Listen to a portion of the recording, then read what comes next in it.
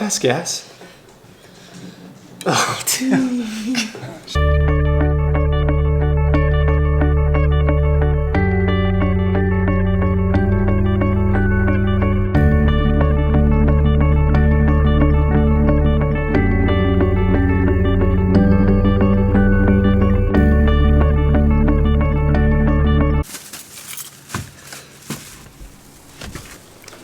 I am so tired today. You can probably tell. See, we were staying up late last night, Monet and I, watching the Hunger Games. Oh, hey, Daddy's home. Little guy's tired from preschool, probably. I don't know if this has ever happened to you, but have you ever seen a movie once and thought it was okay or maybe not good, but then you went and saw it a second time and you thought it was awesome or great or even just better? That's kind of how I feel about the Hunger Games movie.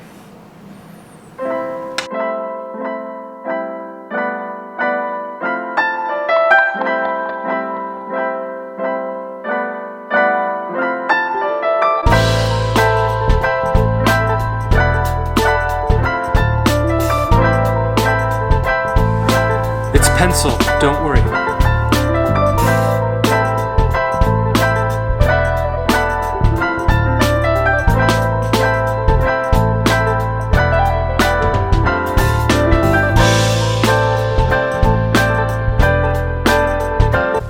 Do you know how tall you are? You are 3.5 feet tall. You know how many inches that is? 4 inches. It's a little more than 4 inches. There is a 4.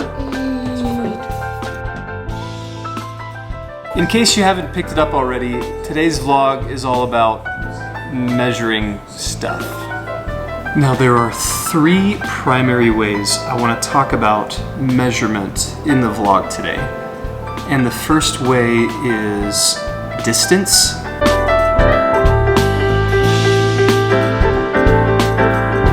The second way is metrics.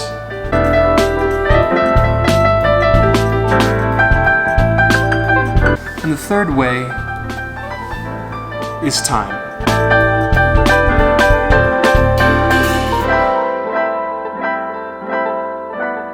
While we don't measure exclusively in these 3 ways, I think these are 3 ways where we are constantly measuring every aspect of our life. One of the things that determines the value or the girth of a certain measurement is what you compare it to.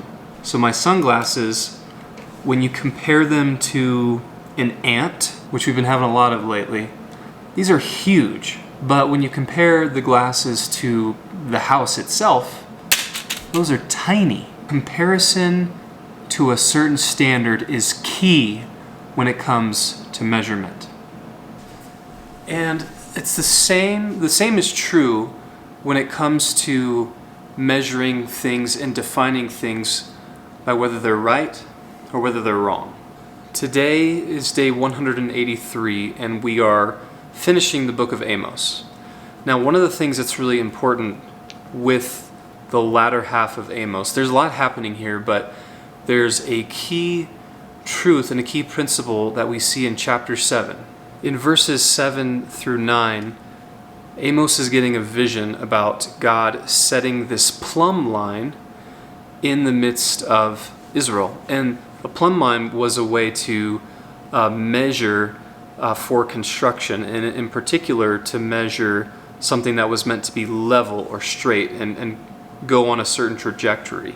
The reason why God does this is to show that the standard, the measuring line in Israel was so way off compared to God's intent, God's standard, God's measurements for them as His people. And we have to constantly check our hearts when it comes to this issue of, are we living based off of God's standards or off some other standard that is in the world? As followers of Jesus, we are called to a higher standard. We're called to holiness, and this calling to this standard really does 2 things for us. First thing is that it reminds us of how much we need Jesus and how much the gospel is not just a part of the initiation of our faith, but it's a part of the entirety of our faith. And the second thing with that is, as we are in awe of God due to the gospel, we ought to try to live disciplined lives that reflect the standards that God has in His Word instead of what the rest of the world says and how we should live and conduct ourselves.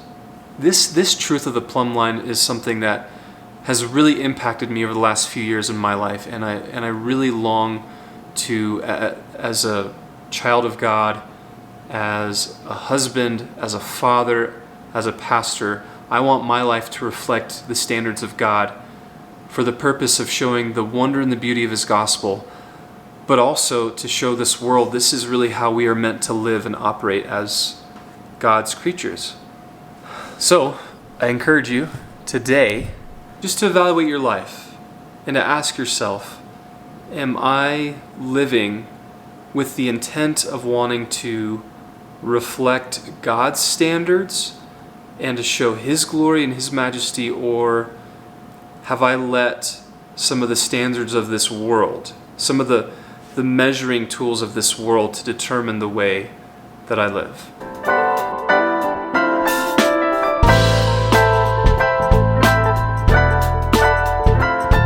You can usually see those mountains really clearly and even further.